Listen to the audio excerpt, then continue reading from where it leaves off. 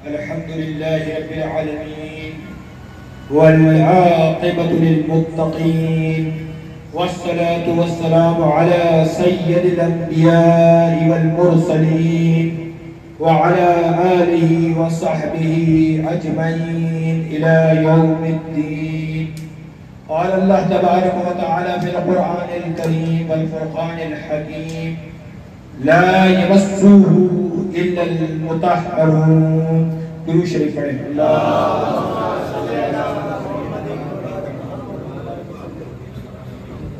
मैंने बहुत ही मुख्तसर सी एक आयत को तिलावत की है, क्योंकि मैं देख रहा हूँ कि दामन वक्त में गुंजाइश भी बहुत ही मुख्तसर सी है, तो तर्जुमे की तरफ इसके और तफसीर की तरफ थोड़ा आखिर में चलेंगे। पहले चंद गुफ्तगू समाअत फरमा लें, आपकी बहुत तवज्जो मुतालिब हो। देखें, हर ज़माने में, हर कौम में, हर मिल्लत में, हर मज़हब में, हर मुल्क में और जगह जगह हर इंसान का यही सवाल होता है कि सिर्फ मैं ही हक़ पर क्यों। और हर इंसान का ये दावा भी है, फिर यकीन हर इंसान का ये दावा है कि मैं हक़ पर। दुनिया में हज़ारों मज़ाहिब, हज़ारों मसालिक, हज़ारों सलासिल, हज़ारों फ़िरक़े मौजूद हैं और हर इंसान को ये दावा है कि मैं हक़ पर हूँ। तो यकीन करने के लिए आदमी को क्या चाहिए कि वो ये कहे कि मैं हक़ पर हूँ। और मैं कैसे मानूँ? एक इंसान, आम इंसान सवाल करता है कि मैं कैसे मानूँ कि मैं हक़ पर हूँ।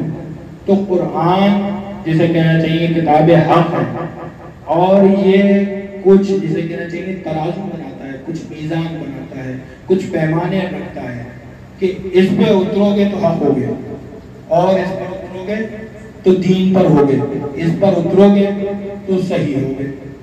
अच्छा साहब, कुरान भी अरबी ज़ुबान में किताब है, दो गत्तों के बीच में इतनी मोटी, और हर इंसान उससे अपना मसला, अपना फ़िरक़ा, अपना मज़हब साबित करता है।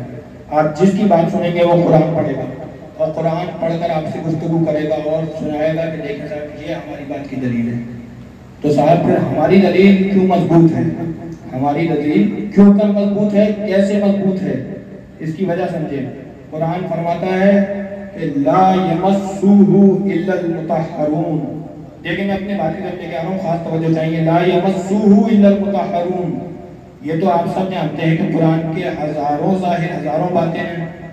कुरान ज़ाहिर से फरमाता है ला यमस्सुहु इल्लल मुतहहरून। ज़ाहिर कहता है इसे, यानी कुरान को मत छू, कुरान को मत छुओ जब तक खूब पाक साफ नहीं हो जाओ।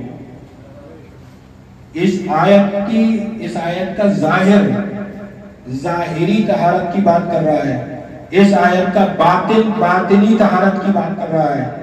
कोई बात नहीं, अभी मैं आपको बात कर लेकर चलता हूँ। देखें, एक आयत ये मैंने आपको सुना दी, इनको जमा करते रहे। फरमाया ला यमस्सुहु इल्लल मुतहहरून। दूसरी आयत फरमाता है फस्अलू अहलज़ ज़िक्रि इन कुंतुम ला तअलमून। जाओ पूछो अहले इल्म से अगर तुम्हें इल्म नहीं है तो। अच्छा साहब, इल्म वाले दुनिया में हर तरीके के हैं, नाऊज़ु बिल्लाहि मिन ज़ालिक। नक़ल कुफ़र नबाशत मौला पे भी फतवे लगे, इमाम की शहादत के भी फतवे निकले, तो यकीन कामिल कैसे हो गए आलिम में? भाई आलिम ही तो होंगे जिन्होंने फतवे दिए। इस चीज़ का यकीन कामिल कैसे हो गया? अहले ज़िक्र कौन है, अहले इल्म कौन है? ठीक है साहब, आगे चले। ये मैं जो है क्वालिटीज़ गिना रहा हूँ, क्वालिटीज़ दिमाग में रखने की ज़रूरत है। दो आयत मैंने पेश करनी, सुनिए। और आयत फरमाता है कि वल अस्र इन्नल इंसान लफ़ी खुस्र इल्ला लज़ीना आमनू व अमिलुस सालिहात व तवासौ बिल हक़्क़ि व तवासौ बिस सब्र। यहाँ दो कैटेगरी और आती, जो हक़ के साथ होगा, जो सब्र के साथ होगा। चले साहब, एक आयत और सुना देते हैं, फिर बात पे आ जाएगी। फरमाता है कूनू मअस सादिकीन, सच्चों के साथ हो जाओ। तो हज़रत गौर करें, बहुत तवज्जो चाहिए। जिनमें से छठा सच्चा है, जिनमें से छठा सादिक है, उनमें से पहला भी सादिक है, दूसरा भी सादिक है, तीसरा भी सादिक है, चौथा भी सादिक है, अलल आखिर सारे सादिक हैं। दुरूद शरीफ पढ़े। अल्लाह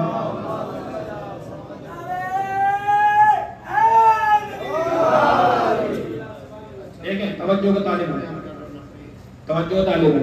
अब मैंने कितनी सारी आयतें सुना दी, तकरीबन 4-5 आयतें सुना दी। कुरान हर बार एक कैटेगरी बनाता चला गया, हर बार एक कैटेगरी बनाता चला गया। चले पहली आयत पे आते हैं। फरमाता है ला यमस्सुहु इल्लल मुतहहरून, छूना भी मत, मस भी मत करना, मस से लफ्ज़ निकला है यमस्सुहु, मस भी मत करना जब तक पाक न हो। ये कुरान का ज़ाहिर कहता है, बातिन कहता है वो इसे ना छुए जो पाक ना हो, जो इसको अब छूने का मतलब क्या होता है। अच्छा एक मसला और छूने फिर बात चलते हैं। सूफिया को यकीन कामिल क्यों है कि हम हक पर हैं। कोई आकर हमसे सवाल करे कि भाई तुम लोग तो जैसे पे हमको फतवा लगते हैं शिया हैं, देखें उनको क्यों लगता है। सूफिया के यहाँ 4 पीर 14 खानवादे हैं, 4 पीर 14 खानवादे हैं। 4 पीर और 14 खानवादों में से कोई एक सिलसिला भी, 14 सिलसिलों में से कोई एक सिलसिला भी ऐसा नहीं है जो अहले बैत से हटकर कहीं गया हो। हमारे हर एक सिलसिला, हर एक तरीक़त के सारे तरीके सब अहले बैत तक पहुंचते हैं। तो ऐसा क्यों है कि अहले हक यानी सूफिया हर रास्ते से गुजरते हुए, हर तरीके से गुजरते हुए अहले बैत अलैहिस्सलाम तक क्यों पहुंच जाते हैं। क्यों सिर्फ इनकी कही हुई बात को दीन समझते हैं, किसी और से दीन क्यों नहीं ले लेते। क्या इसको कभी गौर किया। जैसे कुरान कहता है कि जाहिर को मत छुओ जब तक पाक ना हो, और उसका बातिन कहता है कि कुरान के बातिन को मत छुओ जब तक पाक ना हो। कुरान का बातिन सुने, फरमाना ला यमस्सुहु इल्लल मुतहहरून, मुतहहर लफ्ज़ ताहिर लफ्ज़ से निकला है, तहारत से निकला है। अब और गलत बात है कि जो ताहिर ना हो इसकी तशरीह ना करे, जो ताहिर ना हो इसकी तफसीर ना करे, जो ताहिर ना हो इससे तर्जुमा ना करे, जो ताहिर ना हो इससे मसले ना बताए, जो ताहिर ना हो वो इससे सीख के दीन आगे ना सिखाए। अब मेरे साथ चले, फरमाता है अगली आगे आयत में इन्नमा युरीदुल्लाहु लियुज़हिबा अन्कुमुर रिज्सा अहलल बैत व युत्ताहिरकुम तत्हीरा।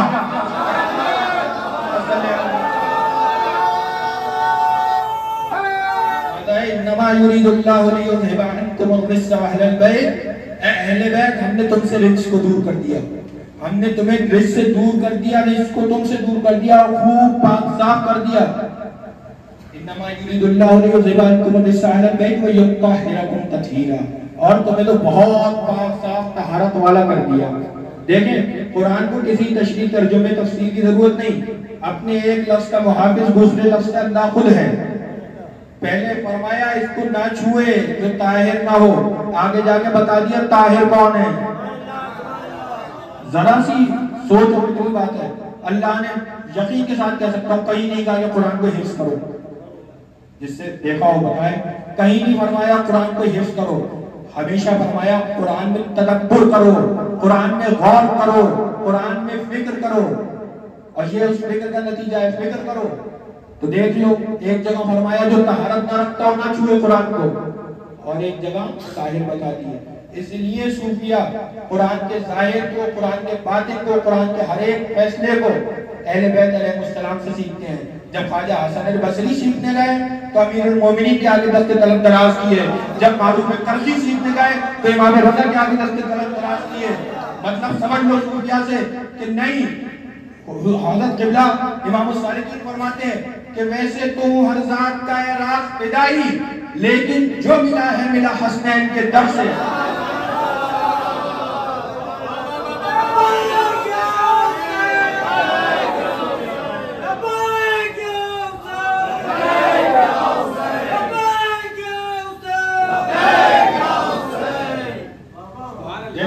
और समझने की बात है, मिलना हर तरीके से मिलने को कहते हैं, किसी से दीन मिले उसको भी मिलना ही कहते हैं। फरमाते हैं मैं सबकी ताज़ीम करता हूँ, सबकी इज्जत करता हूँ, हर रात का फिदाई हूँ, लेकिन मिला जो है वो हसनैन की दर से है। ये देख ले, मैं सूफिया का मतलब आ गया लेके चल रहा हूँ आपके साथ साथ कि हमें यकीन कामिल क्यों है कि हम हक पर हैं। पहली आयत में तर्जुमा तफसीर के साथ थोड़ी कोशिश करी, आपको सुना दी है। दूसरी चीज की तरफ चले, फरमा रहा है जो है फसअलू अहलज़ ज़िक्री इन कुंतुम ला तालमून। वक्त की तंगी है, बहुत बात को गौर से सुन लें और बात खत्म करूंगा। फसअलू अहलज़ ज़िक्री इन कुंतुम तालमून, जाओ पूछो अहले इल्म से, जाओ पूछो अहले इल्म से। मेरे ख्याल बात पहुंच रही, जाओ पूछो अहले इल्म से अगर तुम्हें इल्म नहीं है तो। और इल्म किसे है? अना मदीनतुल इल्म व अली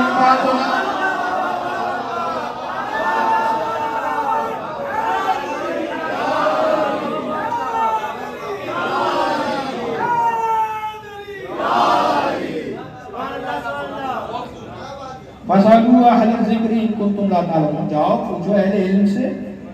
इब्ने अब्बास इब्ने अम्मे रसूलुल्लाह सल्लल्लाहु अलैहि वसल्लम, रसूलुल्लाह सल्लल्लाहु अलैहि वसल्लम के चचा के साहबजादे फरमाते हैं कि इल्म के 6 हिस्से हैं, 5 हिस्से अली को दिए गए, 1 हिस्सा सारी दुनिया को, और जो 1 हिस्सा सारी दुनिया को दिया गया है उस 1 हिस्से का भी ज्यादातर हिस्सा अली को ही दिया गया है। दुरूद शरीफ पढ़े, अल्लाहुम्मा दुआ के साथ दिल बोला अली मौला, अली मौला, हैदरी या अली, हैदरी या अली। और जल्दी जल्दी समझाता मैं चलूँ, इससे ज्यादा वक्त में गुंजाइश नहीं है कि इससे ज्यादा तफसीर की जाए और इससे ज्यादा दलाइल लाए जाए और इससे ज्यादा बात को बढ़ाया जाए।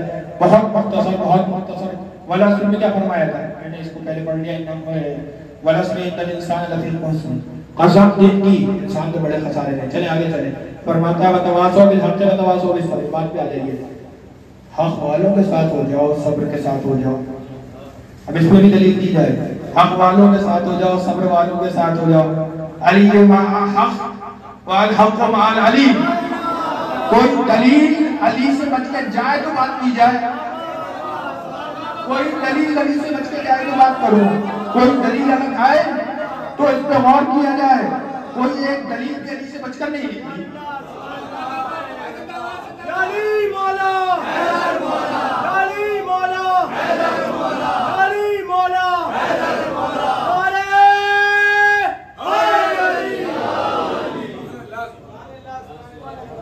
और हक की बात कर दी, वतवासौ बिस सब्र, अगर इसके लिए भी बात करनी पड़े तो फिर बड़ा मुश्किल है।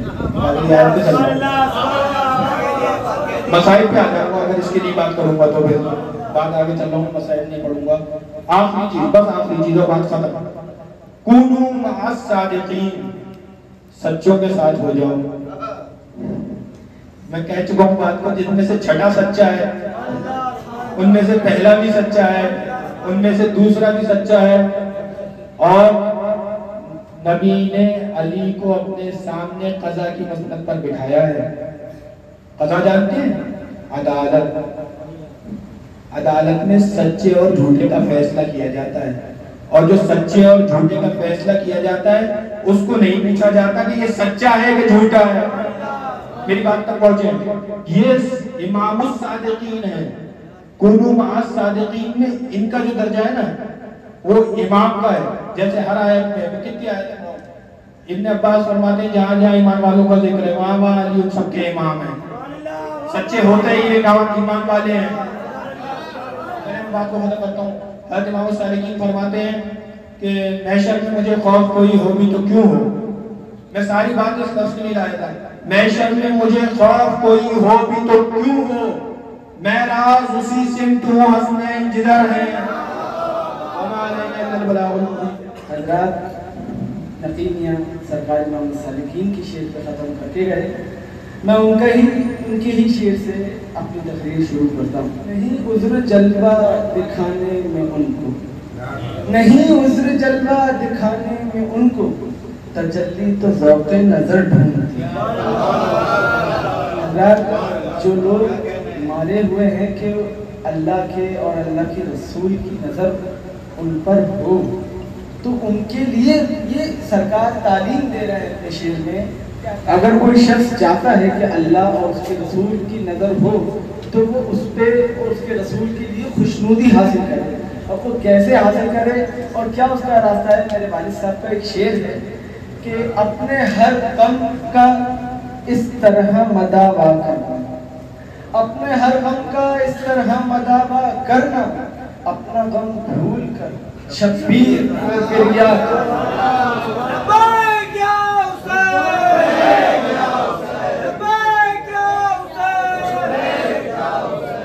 गम भूल के शब्बीर पे गिरिया करना। हज़रात कुछ ऐसे भी अल्लाह के मतलब जिन पर अल्लाह का हैरत होती है, जैसे भी लोग हैं जो करबला शरीफ की जंग के बारे में कुछ कहते हैं कि भाई ज़ाहिरी इसको मतलब देख के कहते हैं कि भाई जंग तो नाउज़ुबिल्लाह मिन ज़ालिक के पलीद जीत गया था बड़ी खैर।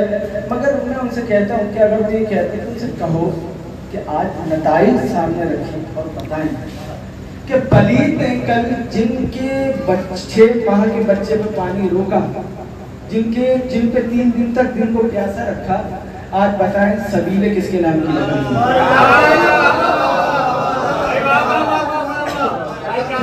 प्यासा रखा 3 दिन तक, आज वो बताए जगह जगह लंगर बट रहे हैं, किसके नाम के बट रहे हैं? कौन है? एक नतीजे पे हो गया। दूसरे नतीजे पे आइए, कल चाहा था कि जिसका अलम गिराना, जिसके बाजू काटना चाहे थे, आज बताएं किसका अलम बुलंद हो रहा है? आज जगह जगह हुसैन हुसैन हो रहा है, किसके नाम से हो रहा है? दुनिया में सबसे ज्यादा जुल्म अगर किसी हस्ती पे हुआ तो वो नाम गिरामी हजरत इमाम हुसैन इब्ने अली। मगर दुनिया पे सबसे ज्यादा अगर कोई रोया गया वो भी नाम है हुसैन इब्ने अली। दुनिया में अगर सबसे ज्यादा प्यार किया गया है तो वो नाम है हुसैन इब्ने अली। कल जिसका घर उजाड़ना चाहा था दुश्मनों ने, आज उसी के घर बने हुए इमाम बड़े के नाम से। कल जिसको दुश्मनों ने चाहा था कि जिसका नाम मिटा दें, आज उसके नाम की वो तासीर है कि हुसैन जिस कपड़े पे लिख दिया जाता है वो कपड़ा चूमने के काबिल हो रहा है।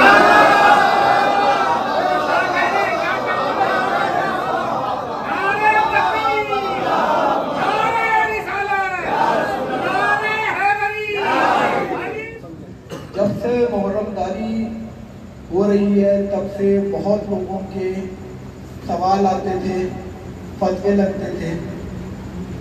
उन सबको मैं एक ही आपको पैमाना बताऊंगा, उसमें ही उन सारे सवालात के जवाब मौजूद हैं। हमेशा जिस चीज़ को अल्लाह ने और उसके नबी ने हमें बताया करने को, वही काम हमें सिर्फ करना है। हम कभी भी उस काम के अलावा दूसरा काम नहीं कर सकते।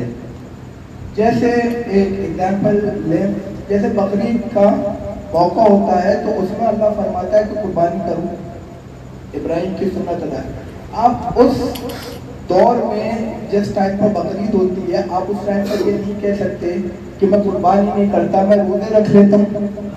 वो भी तो इबादत है, रोजा इबादत है, फर्ज इबादत में है। आप फिर रोजा बकरीद के मौके पे क्यों नहीं रख सकते? यहाँ तक कि ईदैन का रोजा हराम है, आप ईदैन में रोजा रख ही नहीं सकते। अब ऐसे ही आप रमजान की तरफ आए, रमजान के 3 दिन के रोजे, 1 महीने के रोजे फर्ज है। आप उस टाइम पर अल्लाह से कहें कि अल्लाह हम इस टाइम पर कुर्बानी कर दें, बकरों को ज़िबा करें तेरी राह में, तेरी इबादत में, वो मुमकिन ही नहीं है। जिस वक्त जो इबादत मुकर्रर करी गई वही इबादत आपको करनी है। ऐसे ही मुहर्रम में जो मुहर्रम की इबादत है आपको सिर्फ वही करना है। उसके अलावा आप कोई दूसरी इबादत की तरफ कर जाएंगे तो वो इबादत मकबूल नहीं। जैसे इंसान कहता है कि आप रोजे को कैसे मना कर सकते हैं? रोजा इबादत है, फर्ज है, सुन्नत है, आप रोजे को मना कैसे करते? हम मना नहीं कर रहे हैं। आप एक इबादत के बीच में दूसरी इबादत नहीं ला सकते हैं। ये पीछे बहुत सारे वाक़यात ऐसे गुजरे हैं जिसमें एक इबादत पे दूसरी इबादत को अक़लियत दी गई है। इसका पहला मैं आपको एग्जाम्पल बताता हूँ। हज़रत अबू बकर रज़ियल्लाहु अन्हु वो हुजूर के खलीफा भी हैं। आप कुरान शरीफ की तिलावत कर रहे थे, दरवाजे से सामने हज़रत मौला अली मुश्किल कुशा तशरीफ है। आपने कुरान को बंद किया और मौला को देखने लगे। तो हज़रत बीबी आयशा ने पूछा, बाबा जान आपने कुरान बंद कर कर अली की ज़ियारत क्यों करने लगे? तो हज़रत अबू बकर ने फरमाया कि आयशा, मैंने रसूलुल्लाह से सुना है कि अली का चेहरा देखना इबादत है।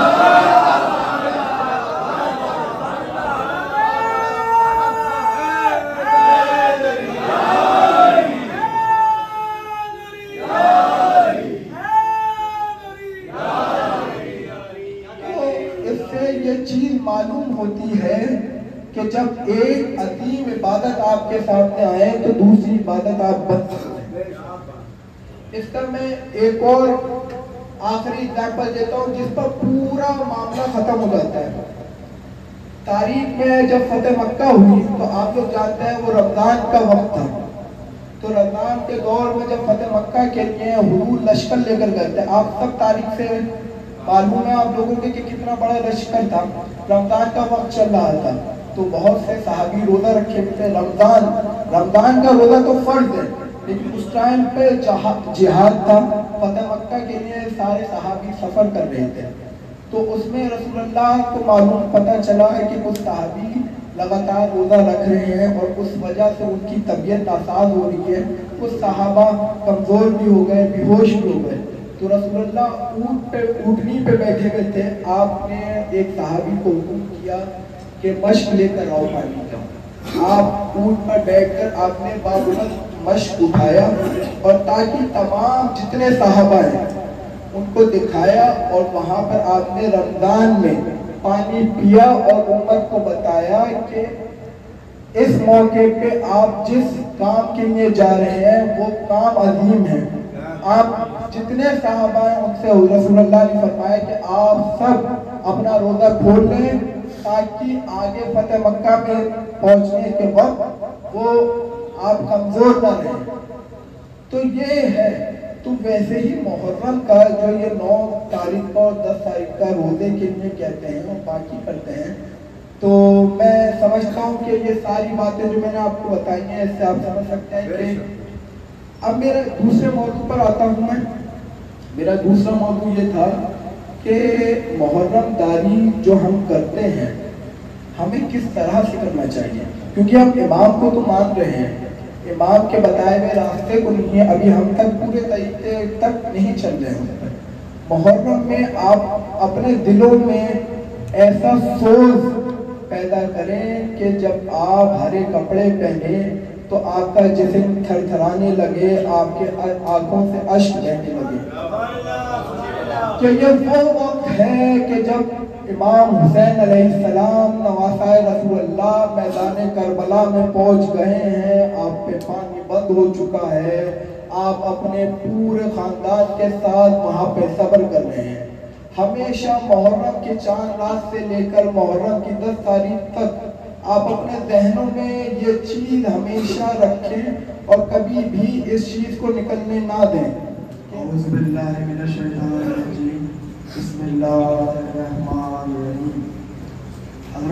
मेरा आज का मौजू है पैगाम Karbala, message of Karbala. Karbala सिर्फ जंग नहीं थी, करबला अपना में एक मुकम्मल दीन था। ये हुजूर फरमाते हैं, हुजूर जो फरमाते हैं वो दीन होता है, वही दीन है जो हुजूर ने फरमाया वही। हुजूर फरमा रहे हैं, फरमाते हैं कि अपने माँ बाप से ऊंची आवाज़ में बात मत करो, अपने बहन के साथ, अपने भाई के साथ, अपने भतीजों भांजों के साथ कैसा सुलूक करना है हुजूर से फरमा रहे। अब आइए आप करबला पे। करबला में इमाम आप देखिए कि कैसे एक बहन अपने भाई पे जान कुर्बान करने के लिए तैयार है, कैसे भाई भतीजों कैसे चचा भतीजों का रिश्ता है कि भतीजे अपने चाचा पर कुर्बान होने के लिए बेकरार हैं। ये हजरत मैं ये बात इसलिए कर रहा हूँ कि अभी हाल फिलहाल का वाक़या है कि ये मैं आजकल के नौजवानों से मुखातिब हूँ, नौजवान बच्चों से मुखातिब हूँ। आज ये हाल फिलहाल का वाक़या है कि अब्बा के पास एक शख्स आता है, वो आके शिकायत करने गए, मेरे जो बेटा है वो बहुत बदज़बान, बहुत बदतमीज़ है और मेरी माँ से, अब अपनी माँ से बदतमीज़ी करता है, गालियाँ बकता है, अपनी माँ को गालियाँ बकता है। ये उससे एक दिन पहले की बात है कि वो अपनी माँ से गाली वाली बकी, उसने अपनी माँ से बदतमीज़ी करी और अपनी माँ पे गर्म चाय फेंक के चला गया उनके गुस्से में और रात भर गायब है। उनकी माँ जो है रात भर परेशान रही, रोती रही कि मेरा बेटा कहाँ है। और जब अगले दिन जब हमारे घर पर आए, मेरे बेटे ने मैंने से पूछा भाई तुम कहाँ थे? बोला मियाँ मैं इमाम बाड़े में था। और मैंने कहा भाई तुझसे अपनी माँ समझ में नहीं आ रही, तो हुसैन की माँ को राजी करने में चला है। तुझसे अपना भाई समझ नहीं आ रहा, तो हुसैन के भाई को राजी करने चला है। तुझे अपना बाप भतीजा भांजा तुझे समझ में नहीं आ रहा, तो हुसैन के बाप भाई को मनाने चला है। देखिए आज़ादार जो है ना, आज़ादार हम लोगों के पास एक पहले से प्लस पॉइंट है कि हम आज़ादार हैं। तो आज़ादार का एक कैरेक्टर जो है वो कैसा होना चाहिए, किरदार कैसा होना चाहिए। तो ये इमाम करबला में बता रहे हैं कि एक आज़ादार कैसा होना चाहिए कि उसको पहले अपनी माँ बहनों के साथ वफा करके चले, जब जाके आपकी आज़ादारी कबूल होगी। क्योंकि आज़ादारी तो ये इबादत तो ऐसी है कि इसके कबूल होने में कोई शक शुबा नहीं। देखिए आपने असर की नमाज पढ़ी हुई, ऐशा की नमाज, दो ही नमाज पढ़ेंगे, आप किसी भी नमाज या किसी भी इबादत को गारंटी से ये नहीं कह सकते कि ये जो मैंने असर की नमाज पढ़ी है ये 100% कबूल है, किसी भी इबादत को नहीं करते। सिवाय इमाम की मोहब्बत और आज़ादारी ऐसी इबादत है जिसमें कोई शक शुबा नहीं है कि इसमें ये कबूल होगी ये नहीं होगी, ऐसे यकीन रखिए कि जैसे कह रहा था। तो ये आज़ादारी इतनी मकबूल इबादत है, तो हमें ये तभी आज़ादार है उनको ये देखना चाहिए कि पहले अगर आप अपने घर से निकल रहे हैं, अलग उठाने निकले हैं, तो आप ये देखेंगे आप जिस वफा के पैर करके का अलग उठाने गए हैं तो आप अपनी माँ बहनों के साथ वफा करके निकले नहीं निकले। बिस्मिल्लाहिर्रहमानिर्रहीम। कोई मौजूद तैयार नहीं है, जो भी है जज्बात है मां कबूल फरमाए। आज का दिन आज मुहर्रम मशहूर और मंसूर सरकार वफा सबकाए हरम बाबुल हवाइज अलमबरदार हुसैन मौला गाजी हज़रत अब्बास अलमबरदार से मंसूब है, ये आप लोग सब जानते हैं। और जो बात चल रही थी उसी को आगे बढ़ाते हैं कि दुनिया में वफा का नाम कहीं भी लिया जाता है तो सरकार वफा मौला गाजी को याद किया जाता है। नाम वाला किसी भी धर्म का हो, वो जब भी कोई वफा का एग्जाम्पल, कोई वफा की मिसाल तैयार करनी होती है तो ना चाहते हुए भी किसी भी फिरके का हो, माने ना माने, ना चाहते हुए भी सरकार वफा का इसमें दिल में आता है, ज़बान पे आएगा। ये एक आप मेयार देख लीजिए यहाँ से कि बातें जो हैं वो सब तरीके की होती हैं। लोग अपने अपने अंदाज में बात करते हैं, सोचते हैं, मुताला करते हैं। कोई कुरान की आयत को किसी तरीके से सुनता है, कुछ समझता है, सब कोई भी सिलसिला, यहाँ तक के वली बहुत बड़ी शख्सियत का हामी हो, वली हो, मजदूब हो, कुतब हो, अब्दाल हो, कोई भी हो, सब दरगाहों पे आप देखेंगे तो अपना गम, अपनी खुशी, यहाँ तक कि हर चीज़ छोड़ के जब मुहर्रम होता है तो अफजलियत मुहर्रम को दी जाती है। अब सवाल और जवाब से दौर आगे बढ़ गया है, क्योंकि आप लोगों ने सबको पता है कि काफ़ी चीज़ें हमने देखी हैं। अब लोग कहने लगे हैं कि भाई ताज़ियेदारी जायज़ है, ढोल बजाना जायज़ है, हम तो ये वज़न करते हैं उसको मना करते हैं, तो सब मानने लगे हैं। तो यहाँ किसी सवाल जवाब नहीं है। आप बात ये समझें, अब जो है बात इश्क की आती है, अदब की आती है, और अदब जो है वो कामयाबी की कुंजी है। आप अपने जो भी काम कर रहे हैं उसमें अदब पैदा कर, नमाज पढ़ते हैं उससे पहले वुज़ू करते हैं, उसके बाद अल्लाह के दरबार में जाके अल्लाह के हुजूर में आप अदब से हाथ बांध के खड़े हो जाते हैं।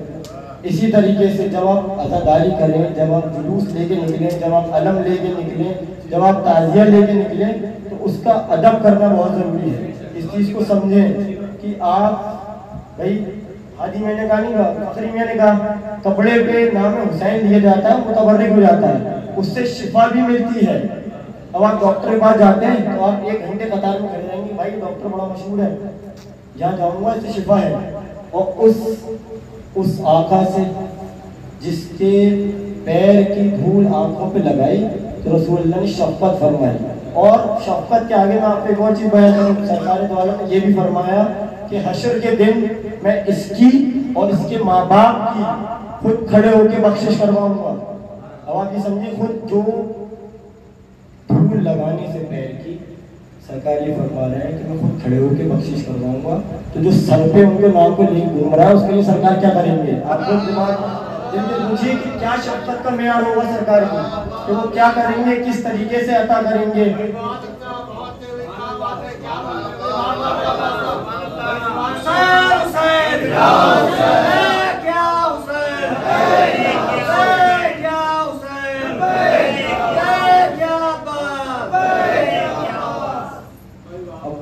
मौजूद था उस पर आते हैं कि सरकार वफा मौला अब्बास के हरम में हमें उन्होंने बुलाया। मैं बिल्कुल सर के बल गया, शरफ हासिल हुआ 3 बार अल्हम्दुलिल्लाह। मैं करबला शरीफ भी आया, इराक शरीफ। वहाँ एक निज़ाम कहते हैं, एक निज़ाम है कि जैसे आपको हाज़िरी देनी है मौला हुसैन के हरम में, तो पहले आप जाएं और मौला अब्बास के हरम में जाके हाज़िरी दें। तो आप ये देखिए कि वफा का कैसा मेयार इमाम ने सेट करा है कि मैं तुम्हारी सुनूंगा ही नहीं जब तक तुम मेरे वफादार के पास हो नहीं आओ।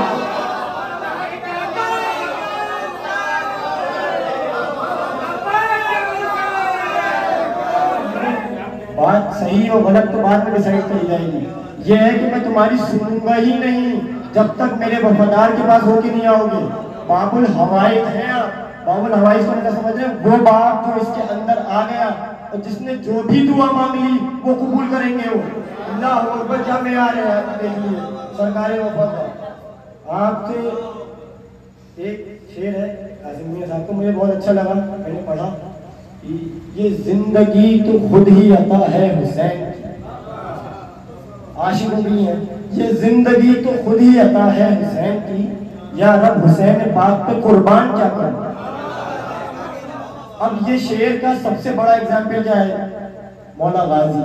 आपने जो एक साइकोलॉजी है, जब आप 3 दिन के भूखे प्यासे होते हैं तो आप ला मोहल्ला चाहते हैं कि ये मैं तो हाजिर हूँ, लेके पहुंच जाऊंगा, वो भी पी लेंगे पानी, मैं भी पी लूंगा, मैं पी के चला जाता हूँ। आप पहुंचे और आपने पानी मश्क में लिया, खुद नहीं उठाया, ये नहीं सोचा ये इसमें दोनों बातें मेरी मिलती हैं, सरकार की वफा भी और सरकार का अदब भी, कि आका प्यासा है तो गुलाम पानी नहीं पिएगा, पहले पिएंगे आका ही, चाहे प्यास की शिद्दत कुछ भी हो। और यहाँ तक के वफा का मेयार तो आपके घोड़े के साबित है कि घोड़े ने भी पानी से मुंह फेर लिया। अल्लाह अकबर। उन वफादारों पे बस मौला से यही दुआ है कि मौला अपने वफादारों में शामिल रखे। और वो जिस तरीके से हमसे कभी ना अदब हो पाया है और ना हो पाएगा, लेकिन जैसे भी है इस मेले दिल में इश्क हुसैन है वो बढ़ता रहे, ये दुआ है क्या क़यामत तक। क्योंकि मौला का कौल है कि ये जो जिंदगी है ये 2 सजदों के बीच में जितना वक्त लगता है इतनी देर की है, बाकी पूरी जिंदगी जो है वो ऊपर गुजारनी है, और ऊपर गुजारने की जो कमाई है वो इश्क हुसैन है। यही एक तरीके से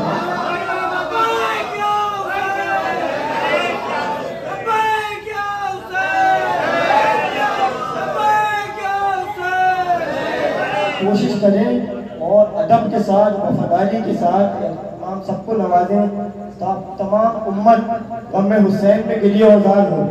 और दुआ है और कोशिश करें कि अदब बरकरार रहे और पैगाम हुसैन, इनकलाब हुसैन बढ़ता रहे और बढ़ता रहेगा।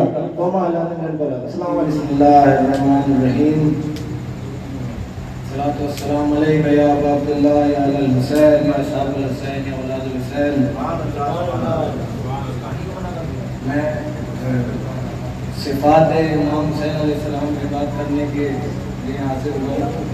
इमाम गज़ी माफ़ फरमाएं और बड़े इस्लाह करें, जो वहाँ की कोशिश गुंजाइश है, कोशिश कर रहा हूँ।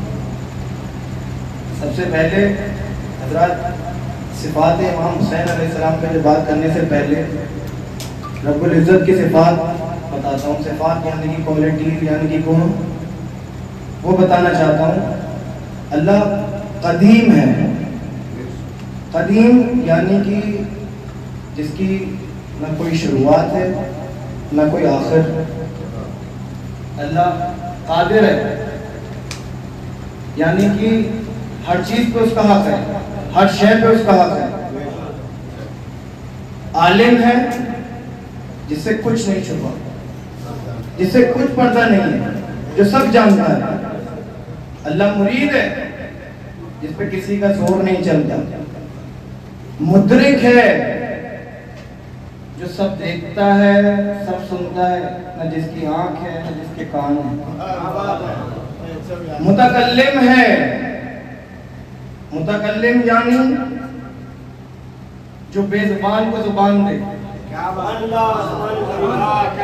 जो मुर्दे में जान डाल दे।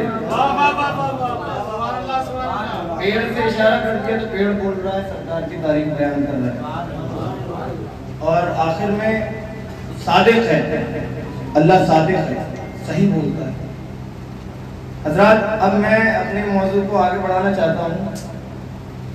हुसैन मिन्नी वाना मिनल हुसैन, सरकार की हदीस शरीफ है, हुसैन मुझसे है और मैं हुसैन से हूँ। देखिए, सरकार दो आलम नबी करीम सल्लल्लाहु अलैहि वसल्लम हमारे बुनियाद है इस्लाम की। बुनियाद यानी अगर बुनियाद इतनी मजबूत है कि उसके ऊपर जितने भी माले खड़े वो सब बहुत मजबूत हो जाते हैं। बुनियाद में अगर कोई कमी आ जाए तो सब ऊपर के माले भेजने लगते हैं। बुनियाद को नहीं हटाया जा सकता। सरकार को सारी सिफात अल्लाह ने अदा की, सब कुछ अदा किया सिवाय एक के, शहादत। सरकार की ख्वाहिश थी कि ये नेमत भी मुझे मिले, तो लिहाजा ऐसी जात को चुना गया जो सरापा मोहम्मद सल्लल्लाहु अलैहि वसल्लम। अल्लाह बुनियाद को नहीं हिला सकता। ऐसी जात को चुना गया जो सरापा हो। लिहाजा जब इमाम अली मकाम को चुना गया, अब इससे तो पता चल गया हुसैन मिन्नी वाना मिनल हुसैन, हुसैन मुझसे ही पता चल गया कि हुसैन मुझसे कैसे है। अब मैं हुसैन से हूं, इसका क्या मतलब हुआ? मैं यहाँ पे ये बात सब वही कहते हैं, बात सब वही होती है, कहने का तरीका अलग होता है। मैं भी जुर्रत कर रहा हूँ इमाम अली मकाम का नाम लेने की। हुसैन मुझसे है, मैं हुसैन से हूँ। मैं हुसैन से हूँ यानी कि मेरी सारी सिफात भी हुसैन की है। अल्लाह ताला क्या फरमाता है?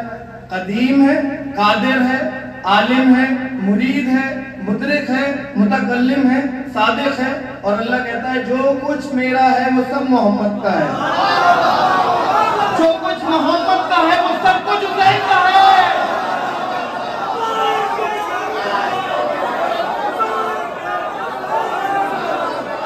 उसका ना कोई आखिर है ना कोई शुरू। वो ना दिखता है ना सुनता है, वो सब देखता है, सब सुनता है, उससे कुछ नहीं छुपा। जो कुछ सिफात अल्लाह की हैं वो सब नबी करीम की हैं। अल्लाह का जिक्र, अल्लाह अपने हबीब का जिक्र बुलंद करता है। अल्लाह इमाम हुसैन का जिक्र भी बुलंद करता है मालूम में, ता क़यामत तक। सरकार की सिफात। अब आगे बढ़ता हूं हुसैन मिन्नी वाना मिनल हुसैन से। सरकार गरीब नवाज, अताए रसूल, नायब रसूलुल्लाह फिल हिंद फरमाते हैं, औसाफ अली बगुफ्तगू मुमकिन नेस, गुंजाइश बहर दरसबू मुमकिन नेस, मन ज़ाते अली बवाजिबे के दानम इला दानम मिसलेहू के मुमकिन नेस। गरीब नवाज फरमाते हैं, अली की खूबियों को अल्फाज में बयान नहीं किया जा सकता। जिस तरह समंदर को एक कासे में लेना मुमकिन नहीं है। गरीब नवाज, ये वो गरीब नवाज हमारे हैं जो कह चुके हैं हुसैन बुनियाद ला इलाहा है। वो जब अली की बारगाह में आते हैं तो फरमाते हैं, अली मेरे समझ में नहीं आता, अली की जात मेरे समझ नहीं आती मुझे। बस इतना जानता हूँ कि तरह अली की तरह कोई दूसरा नहीं हो सकता, अली की तरह कोई दूसरा मुमकिन नहीं है। अब जो बात अपनी जिस बात के लिए मैंने ये मौजू ये सब सिफातें बयान की हैं, हमारे सरकार की, मौलाए कायनात की, सरकार की, अब एक बार फिर से मैं शुरू से आपको ले जाऊंगा कि जिस बात को मैं खत्म करना चाह रहा हूँ वो बात तक आप पहुंचे। अल्लाह करे। अल्लाह की जात, अल्लाह की सिफात बताएं, कदीम है, कादिर है, आलिम है, मुरीद है, मुदरिक है, मुतकल्लिम है, सादिक है। सरकार की सिफात सुनिए, खातमुन नबीन है, हबीब अल्लाह है, अल अमीन है, सिद्दीक है, रऊफ है, कामिल है, खैरुल बशर है, मुबश्शिर है, नादिर है, मुज़क्किर है, बशीर है, नेमत अल्लाह है, करीम है, मुज़म्मिल है, मुदस्सिर है, आखिर है।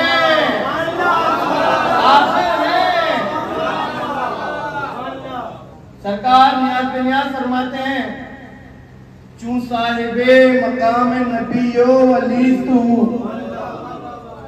क्यों ना हुसैन नबी और अली जैसा हो। चूं साहिबे मकाम नबियो अली तू, हम फख्रे अंबिया शुदा हम शान औलिया। मैं अपनी सादा सी बात रखूंगा, मैं कोई आलिम नहीं हूँ, कि आजकल जो मुसलमानों में वो है, क्योंकि ये तो बहुत अच्छी बहुत खुशी की बात है कि आज़ादारी बढ़ रही है और मुहिब्बे अहले बैत बढ़ रहे हैं, मगर अब भी कुछ अफराद ऐसे हैं जो इससे महरूम है। कहना होता है, उनका ये मानना है कि अल्लाह से मोहब्बत करो, अल्लाह से कुर्बे इलाही हासिल करो। मैं तो उनसे ये कहना चाहता हूँ कि तुम अल्लाह को तो मानते हो, अल्लाह की नहीं मानते, क्योंकि अल्लाह का फरमान हुजूर के फरमान में शामिल है, और हुजूर का फरमान क्या है? हुसैन मिन्नी व अना मिनल हुसैन। तो मालूम नहीं हुआ कि जिसको ला इलाहा इल्लल्लाह से उल्फत है, उसको मोहम्मद रसूलुल्लाह से भी उल्फत होगी, क्योंकि ला इलाहा इल्लल्लाह के बिना मोहम्मद रसूलुल्लाह के बिना ला इलाहा इल्लल्लाह अधूरा है, और ला इलाहा इल्लल्लाह मोहम्मद रसूलुल्लाह अधूरा है हुसैन मिन्नी आना मिनल हुसैन के बिना। क्योंकि हुजूर भाई हमारे जानिए कबला फरमाते हैं कि इस्लाम के दीन के दो बानी होते हैं, एक बानी वो जो बुनियाद रखता है, और दूसरा बानी वो जो बुनियाद को मुकम्मल करता है। तो जो ये लोग ये दावा करते हैं कि हम कुर्बे इलाही पे हैं, हमें हुजूर से मोहब्बत है, तो उनकी बुनियाद गिरी भी है, क्योंकि वो हुसैन को नहीं मानते, हुसैन से उल्फत नहीं करते, तो उनकी बुनियाद मुकम्मल हो ही नहीं सकती जब तक वो हुसैन का गम ना करें, हुसैन से उल्फत ना करें। तो ये तो भाई एक जाहिर सी बात है कि एक निस्बत होना, अपने आका से, अपने हादी से, अपने रहबर से उल्फत होना एक हर कौम के वफादारी की निशानी है। जो कौम अपने आका की नहीं हुई, जो अपने कौम अपने रहबर की नहीं हुई, वो कौम बर्बाद हो गई, वो कौम हलाक हो गई।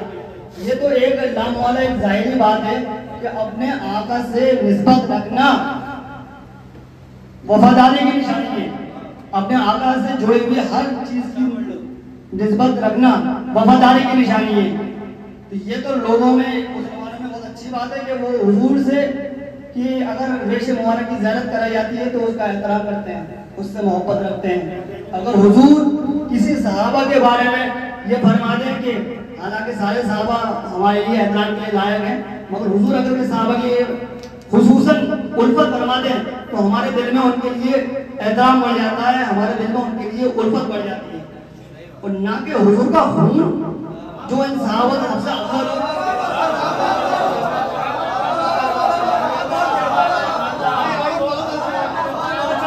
जिनका गोश्त मोहम्मद का गोश्त, जिनकी हड्डी मोहम्मद की हड्डी हो, जिनकी इज्जत मोहम्मद की इज्जत हो, जिनका रुतबा मोहम्मद को रुतबा हो, उनसे महरूमियत ज्यादा बदनसीबी है। उनसे उनका गम करना, हुजूर सल्लल्लाहु अलैहि वसल्लम गम हुसैन मनाते हैं। तो मौलाना ने फरमाया कि ए अबू अब्दुल्ला सब्र रखो, ए अबू अब्दुल्ला सब्र करो। तो लोगों ने अर्ज किया कि या अली आपने ये क्यों फरमाया? तो मौलाना ने फरमाया कि मैंने हुजूर से सुना है कि जब हुसैन अलैहिस्सलाम इमाम हुसैन अलैहिस्सलाम को गोद में ले रहे थे तो आपके आंखों से अक्श जारी था और आप रंजीदा थे, आपका जख्मी दिल था। तो मौलाना हुजूर ने अर्ज फरमाया कि मैं अभी गोद में ले रहा था तो जिब्रील अलैहिस्सलाम आए और उन्होंने फरमाया कि जिनको आप गोद में ले रहे हैं उनको नैनवा में शहीद किया जाएगा। तो मालूम ये होता है कि हमें हुसैन करना हुजूर की सुन्नत है, सुन्नत रसूल है। और हज़रत अब्दुल्ला ने ख्वाब में देखा कि हुजूर सल्लल्लाहु अलैहि वसल्लम आप जीता हो रहे हैं और आपके बाल बिखरे हुए हैं और आप रो रहे हैं। तो हज़रत अब्दुल्ला ने पूछ किया कि रसूलल्लाह आप क्यों गमगीन हैं? तो आपने फरमाया कि मैं हुसैन के करबला की मिट्टी को जमा कर रहा हूँ। रोते जाते थे और ये कहते जाते थे। तो इससे ये साबित होता है कि गम हुसैन कभी मिट नहीं सकता, गम हुसैन हमेशा जारी रहेगा। और जो इस गम से महरूम है वो बनसीब है। मेरा भी आखिर में ये मानना है कि या अल्लाह कि जिस गम में उन्हें आँख खोलिए, उसी गम में हमारी आंखों को बंद कर, उसी गम में हमारा खत्म कर। ये ईमान, ये दौलत हमसे न छीन या अल्लाह। और या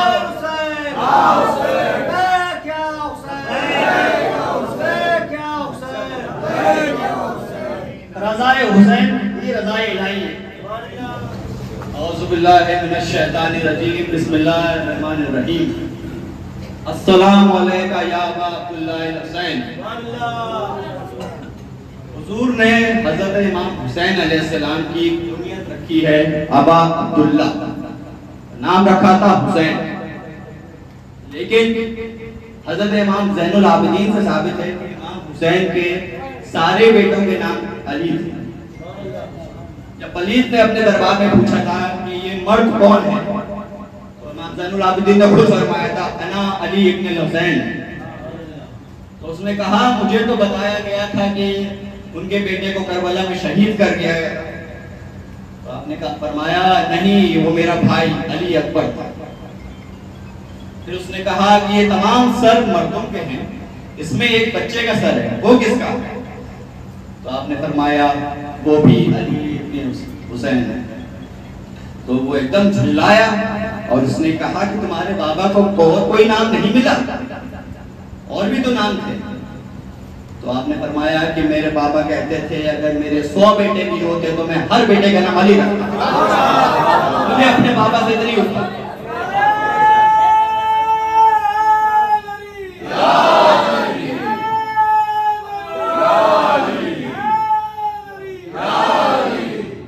तो सैयदुल शौहदा के तमाम बेटों के नाम अली, पर कुनियत अबा अब्दुल्ला या अबू अब्दुल्ला क्यों? रसूलुल्लाह ने ये कुनियत आखिर क्यों दी?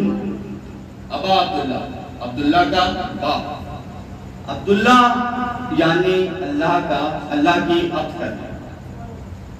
हर आदमी जो इबादत करता है, नमाज, रोजा, हज, ज़कात, अस्सलामु अलैका या अबा अब्दुल्ला हुसैन, मानो रसूलुल्लाह ये कहलवाना चाह रहे हैं ए क़यामत तक आने वाले हर अब्दुल्ला के बाद ये इबादत बाकी है तो हुसैन इब्ने अली की वजह से।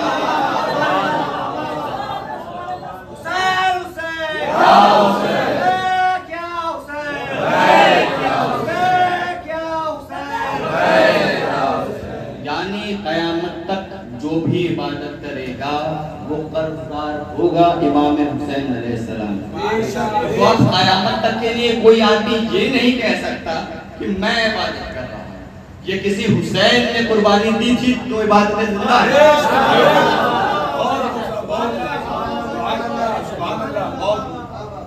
आप सभी हज़रात वाकिफ हैं फितरुस के वाक़िए से।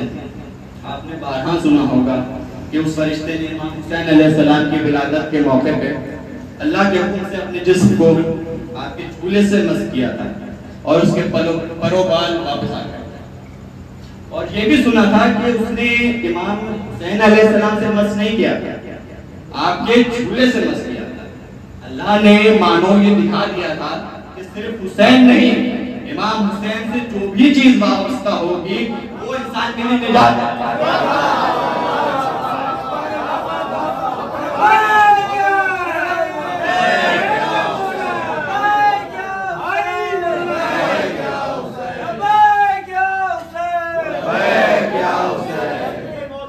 ये ताज़िए अलम जो सजाए हुए हम इस तरह से हमारे बिगर हैं हुसैन।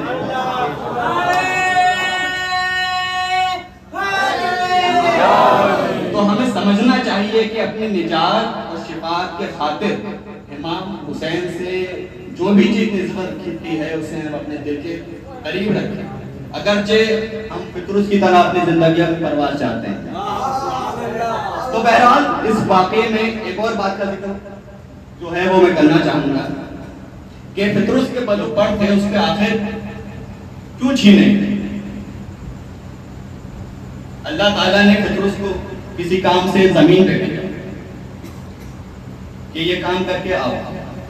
तो जब फितरुस उड़ने लगा तो उसने उस वक्त एक जुमला कहा, मम मिसले, यानी मुझ जैसा कौन होगा। क्यों कहा? इसलिए कहा कि अल्लाह ने कहा, मुझसे कहा। अल्लाह ने फौरन परों को जला दिया। कहा तूने नाज कैसे किया? तकब्बुर की कोई जगह नहीं, सारे पर जल गए। पतरस एक जजीरे पे पड़े रहे, कई 100 साल तक पड़े रहे। फिर दिन आया 3 शबान 4 हिजरी। अच्छा, यहाँ एक बात एक और गौर करने वाली है, वो ये है कि शाबान एक वाहिद महीना है जिसमें 14 मासूमीन जो पंजतन पाक बाकी 12 में हैं, इनमें से किसी की शहादत का दिन नहीं है। और वाहिद महीना है मुहर्रम का कि जिसमें कोई विलादत नहीं। तो इकलौता महीना है शाबान का पूरे साल में जिसमें कोई शहादत का दिन नहीं है, क्योंकि इस महीने में इमाम हुसैन अलैहिस्सलाम की आमद है। और मुहर्रम में कोई विलादत नहीं, क्योंकि वहां सैयदुश शुहदा का उनकी शहादत। तो अल्लाह से पूछा जाए कि या अल्लाह ये पैगाम क्या है शाबान का और मुहर्रम का? तो मानो अल्लाह ये कहना चाहता है कि जहां हुसैन की खुशी है वहां कोई गम नहीं, और जहां हुसैन का गम है वहां कोई खुशी नहीं।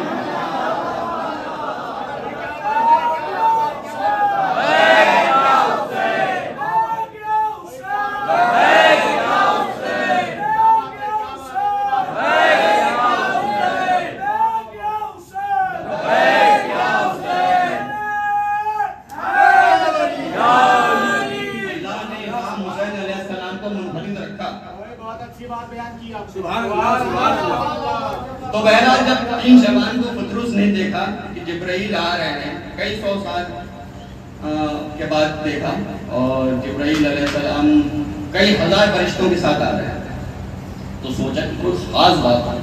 उसने पूछा जिब्राइल कहाँ जा रहे हैं? कहा पता नहीं, रसूलुल्लाह के घर हुसैन की आमद है, ये सारे फरिश्ते सलामी के लिए जा रहे हैं। कहा जिब्राइल अल्लाह से इजाजत मिली है और मुझे भी ले चाहिए। हज़रत जिब्राइल ने अल्लाह से पूछा या अल्लाह इजाजत है? कहा हाँ जिब्राइल ले जा। अब अल्लाह को तो सब पता था कि इजाजत के मिलने के बाद नतीजतन क्या होगा, पर अल्लाह ने ये इजाजत दी और भेजा ताकि लोगों को पता चल जाए वसीला क्या है। दरे अहले बैत। खैर पतरस को उठाया, ले चले, पहुंचे। कहा या रसूलल्लाह हम सब मुबारकबादी के लिए आए हैं, हुसैन की ज़ियारत के लिए आए हैं। पतरस भी आया। हुजूर ने कहा इजाजत है, इजाजत। फिर तो आपको पता है कि उसने अपना जिस्म इमाम के गहवारे से लगाया और जैसे ही मस किया उसके पर वापस आ गया, और जैसे ही पर आए उड़ने लगा और दोबारा वही जुमला कहा जो उसने पहले कहा, मम मिस्र। अब सारे फरिश्ते हैबत में कहने लगे पीछे हट जाओ, इसने दोबारा वही गलती कर दी है जिसपे इसको अजाब हुआ था, जिसपे इसके पर छीन लिए गए। कहीं पीछे हटो, कहीं ऐसा ना हो कि इस पे अजाब नाज़िल हो और हम जद में आ जाए। पर जब वो उड़े तो उड़ते रहे और उड़ गए। फरिश्तों ने कहा या अल्लाह ये क्या मामला है? पहले कहा मम्मिस्लई पर चल गए, अब कहा मम्मिस्लई पर बाकी रह गए। अल्लाह ताला ने फरमाया पहले उसने अपने पे नाज किया था, अब मेरे हुसैन पे नाज किया था।